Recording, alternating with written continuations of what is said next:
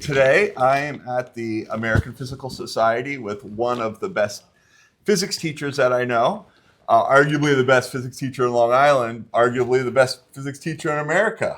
The best physics teacher on Long Island currently in this room. I'll say that. How about that? I'll go for that. All right, so please tell them who you are and what you do, Michael. Sure. My name is Michael Smith. I'm a teacher at Lindenhurst High School in Long Island, New York. And I teach honors physics, AP1, AP2, and have done a million curricular activities and stuff like that. And you also do theater, right? I also have been doing theater. I ran the theater club for 15 years, put on 11 different plays over that time. And actually, right now, you're a PhD student as well, right? Yes, I just started a PhD program at Stony Brook University in STEM education with Angela Kelly, who's a magnificent person to be working with. We'll have to interview her, too. Absolutely. So why did you choose physics? So when I was young, I always was interested in things like Star Trek and space and the space program. And my parents were pretty smart. Anytime I showed interest in something, they would have me go research into it or talk to people. And so I did some research. I talked to some colleges actually when I was like 13 years old and stuff like that. She would bring me in. And I'm like, wow, physics is probably the way into that. And then I just wound up taking physics and falling in love with physics itself. And that's how I got involved in physics. That's great. What additional steps beyond just choosing physics as a major did you feel you needed to do in order to get your career off? Well, to become a teacher, actually, I have to credit my 12th grade English teacher. My 12th grade English teacher allowed me to take over her English class for about 2 months. Wow. And teach the Lord of the Rings. And and I just began, I was like, I really enjoy sharing with other people what I know. And it was like, I think this is what I want to do. So I changed my major from just physics to physics education. And that's what I got my undergraduate in. That's awesome. So how would you say physics has been a win for your career?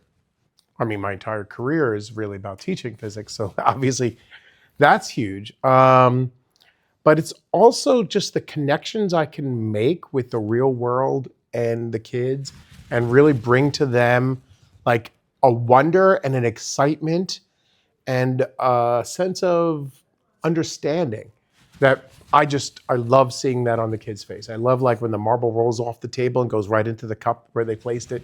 Like things like that, I absolutely adore that. And that's one of my favorite things. So to be clear, I'm not asking this about you, but just more of a general question. How much do physics teachers usually make in Long Island?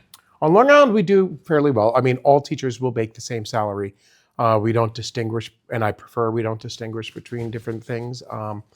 But on Long Island, because we do have strong unions, and we're the most unionized state, New York is the most unionized state. So you'll start off at around 40,000, but you'll end up at around 120, 130,000 by the end of your career. You know, one of the interesting things that I found is that getting started as a professor, you just initially would have thought that professors would make more than a high school teacher. But if a 40-year-old professor and a 40-year-old high school teacher, the high school teacher's making a considerable amount more money. Of course, they've been in their career for a much longer period of time and are much more expert at what they do. Yeah, especially on Long Island, yeah. So what does a typical day look like for you? So I teach about 5 periods a day. So I will teach AP Physics 1, AP Physics 2, and Honors Physics in a day.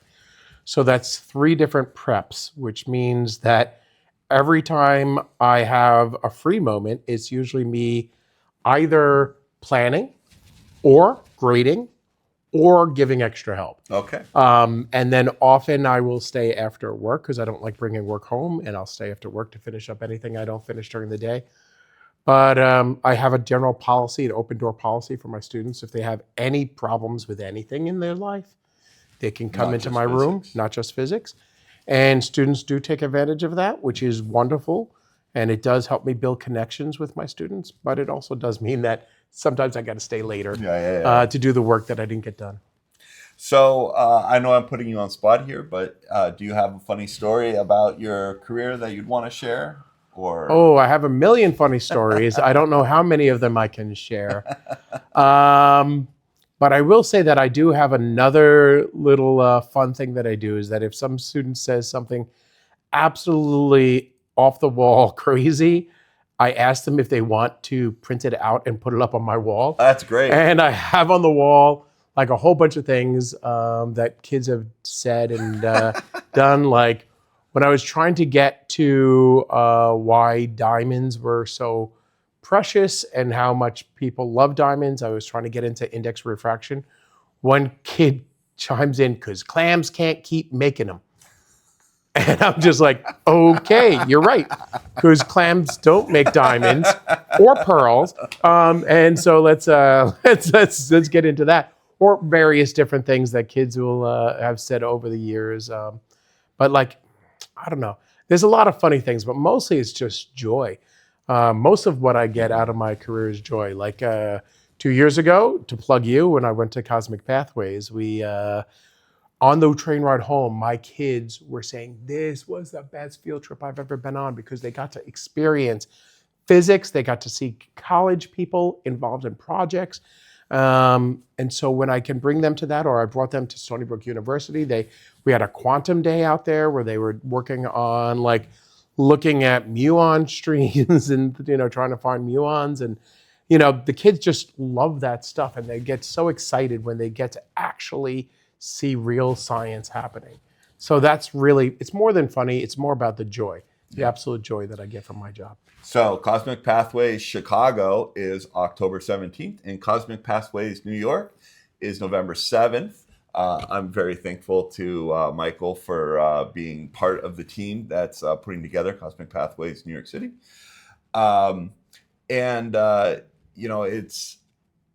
It's interesting you talk about how as a high school teacher you get to go and do all these things, and I think sometimes people think like, oh, you're in high school, you're just going to be like talking to your students all day, but it gives you a platform to like go out to major labs like Stony Brook and learn about things like quantum physics that go above and beyond kind of what you learn in a high school physics class. Absolutely. And that really also is something that if you're going to be going into physics education, I do suggest you really get out there and find the resources that are out there.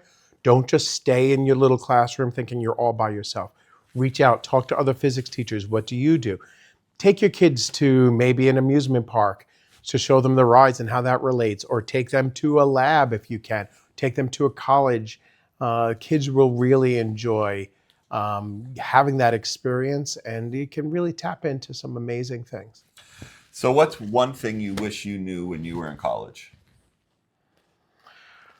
About teaching, I would say one of the things that I really wish, rather than knew, that I wish I did, I wish there was more chances to earlier on get in front of students and work with them. Because if you can get in front of students and work with students, you get a better idea of what your job is. And then also I wish in college, as far as teaching goes, there was more going through the paperwork you're going to have to do as a teacher.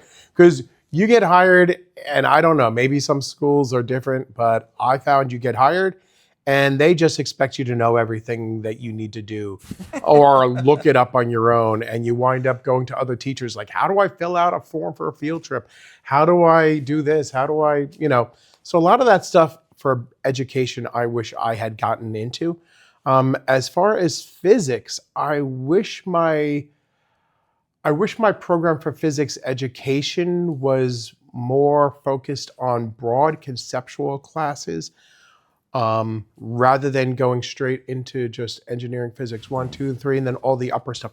Even though that's great, I hardly ever get to use my thermodynamics or electrodynamics 2, or analytical mechanics 1 and 2. I don't get to use the math that I no longer remember every day, but I do use their concepts every day.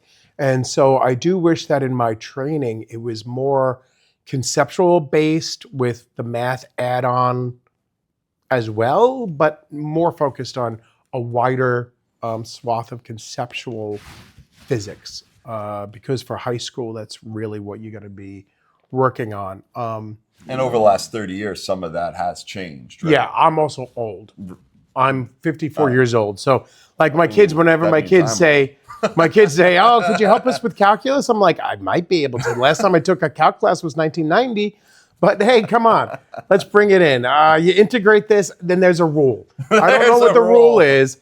I think you're dividing by 0, you have to go to the hospital. I think that's the rule. I'm not sure, but that's about it. I don't remember most of my math anymore. That's hilarious. Yeah.